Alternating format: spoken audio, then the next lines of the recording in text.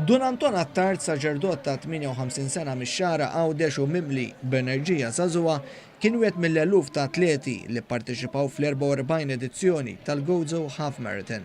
Din mhux l-ewwel darba li Don Anton ipparteċipa f'kompetizzjoni sportivi għax ilu mindu kien għadu seminarista jipprattika diversi tipi ta' sports fosthom il-ġiri.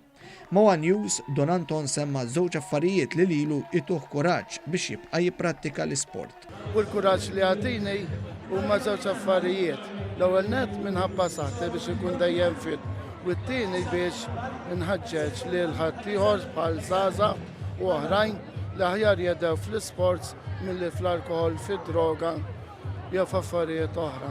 Għal din il-maratona li kull ma jmur qed tikber u kważi bdiet tħaqqaqa ma' maratoni ta' livell internazzjonali, ħadu semma aktar minn 2000 atleta uħud minnhom barranin li ġew apposta għal din l-attività.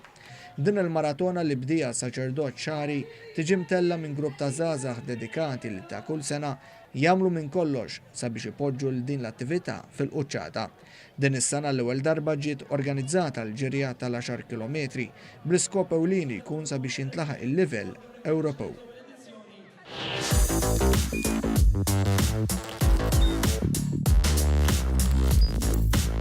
Idħol fuq one.com.mt u hemmhekk tista' tara l-programmi kollha li jxandru fuq One permezz ta' One Play.